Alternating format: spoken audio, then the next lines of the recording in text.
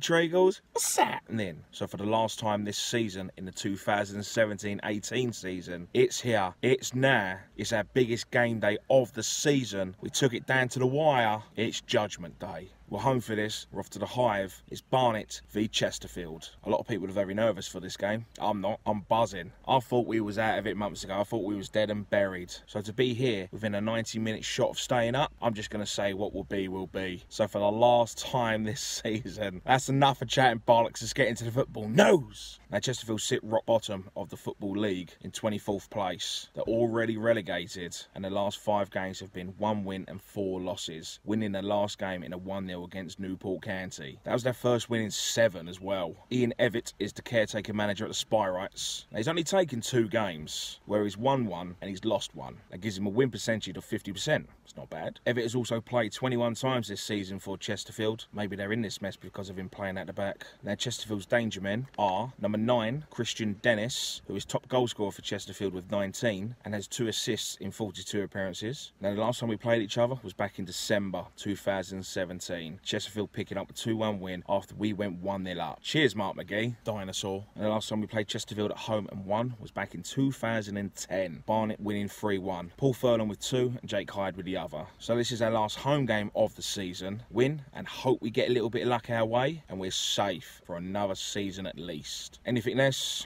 I don't really want to think about it right now. So let's get to the ground. Let's get some team news in. Let's get 3 points. Then let's fuck the town up. Pissed as a fart. Fuck you, Chesterfield, you non-league wankers. We're staying up. Come on, Barnet!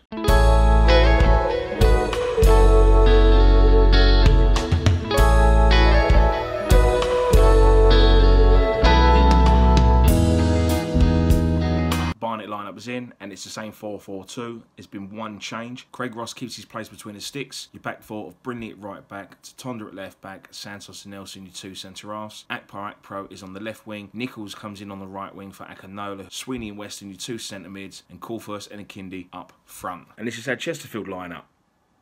Almost 20 in on Judgment Day. It's 0-0, pretty even at the moment. Both teams can't break each other down. Set pieces from both teams, corner-wise, not doing much from it. Still 0-0.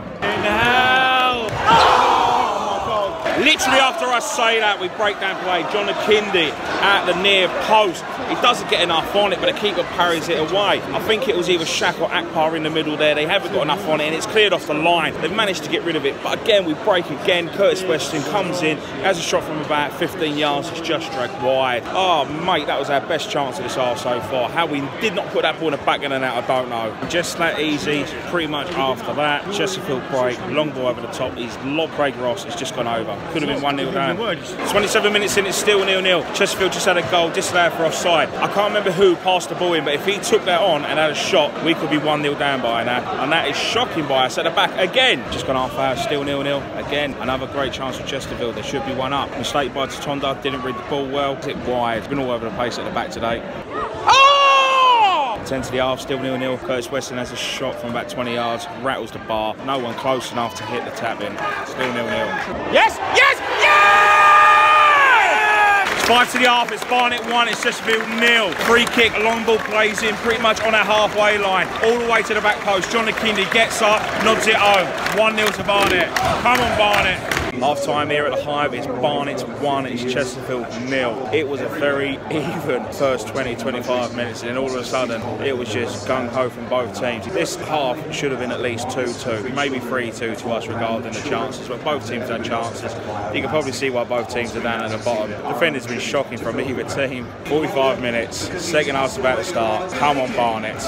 65 minutes in the second half, still Barnet 1-0. We've pretty much dominated this whole second half, but there's just no end product from us. 20 minutes to go, we're still leading, but again, sloppy at the back there, not following our man. Chesterfield literally had an open goal. He just knocks it over the bar. What, Brindley? Yes! Yeah! 10 minutes to go, Barnet 2, Chesterfield 0. Brindley with a throw in to Alex Nichols. They play a little 1-2. Brindley takes on about 3 players. Left foot shot inside the box. Beat the keeper at his near post. 2-0. We're winning, but I just feel, I don't know. Into the last 5 minutes of League 2 football, it's still Barnet 2, Chesterfield 0. I don't think it's happening. Again, Chesterfield, another chance, a free header. Maybe if they had better finishers, who knows how this game would have been, but it's 2-0, 5 minutes to go. See you later, League 2. Yes! What a goal that was. Alex Nichols with a beautiful 25er volley. Top corner, the keeper had no chance. On the 87th minute, it's Barnet 3, it's Chesterfield 0.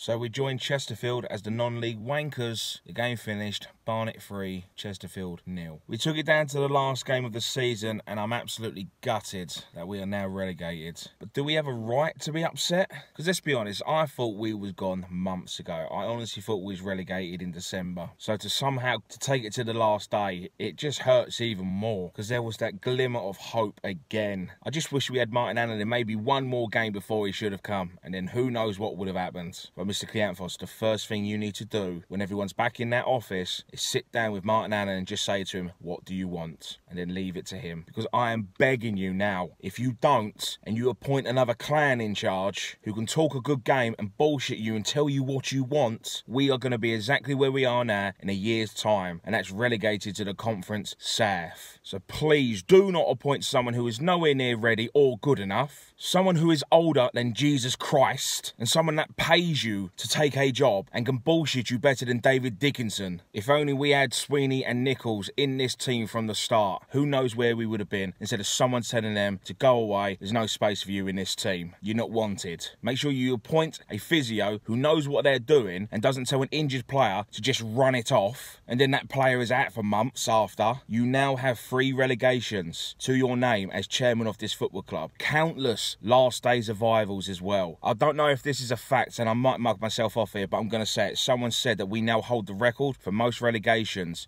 out of the Football League. People just look at us like we're a joke. We seriously need to wake up now and stop being an embarrassment, because this is not a good way to run a football club. We shouldn't be blaming other football clubs. We can't rely on other results to go our way. We should have done our job when we had the opportunity, and we haven't. We've not been good enough this season. Backroom staff, 2 players on the pitch. Right, so let's have a quick roundup about how the game went. Even though we won 3-0, this is a game we could have easily have lost. We were so sloppy out the back. The amount of times that Chesterfield got through, maybe if they had better finishers in their team, this could have been a different game. It could have been at least 2-2 at half-time. Defending wise is the first thing we need to sort out, because we were sloppy. We was all over the place. Fair enough, so with Chesterfield. So maybe that's why we were in the bottom 2 and we've both been relegated. Going forward, yeah, we looked good. But if you can't defend for shit, that's half your trouble. What has really fucked me off this season more than anything, and it's not just because we got relegated. We was told that we've got the 10th highest budget in the league. Now you must look at teams, and they must look at themselves, the likes of Morecambe, Yeovil, Cheltenham, Crawley, and I'm going to even throw Accrington in there, who have just won the fucking league, who have got smaller budgets than us. They must look at it every season and go, fuck me, we have survived yet again. How is that possible? And we're the ones that are relegated. So that just shows that everything with our club has been piss poor this season. So the first one that needs to be out the door is James Thorne. He needs to go straight away. What the fuck does he do? He is nothing but a wage thief. Morecambe, they've got an average age of their players of 125, yet they've survived again. I could go on, but I'm not really going to bother doing it because I've said enough throughout the season. The last thing I'm going to say, if we somehow keep hold of Martin Allen and he stays with us, and anyone at Barnet does not like his football, just shut the fuck up. He had 8 games this season. He won 5, he drew 1, and he lost 2. With a team, he could not sign anyone, so just think before you open your mouth about how poor the standard of football is, and you want things to change. We was 8th when he left us, and we didn't try hard enough to keep hold of him. 1 place outside the playoffs. Who knows what would happen that season if we actually decided to hold on to a proper manager. I'm sure there's more I can go on about, but right now I just really can't be fucked. So that's the season over with. I'll keep this channel open so you can all go back and relive your favourite moments of when I'm having a meltdown in my car. I'm going to take a nice break now because this season has just mentally and physically drained me. It has taken a lot out of me, and I'm not even on that pitch. It's his birthday next weekend. I'm going to take a bit of time. I'm going to enjoy that. Thank you to everyone that signed my cards, and thank you for the gift as well. I appreciate that. But right now, I don't know if I'll carry on vlogging next season. I'm not doing this for sympathy. I'm not doing this for attention. I just need to take a break from it all because it's just been shit. So, that's all, folks.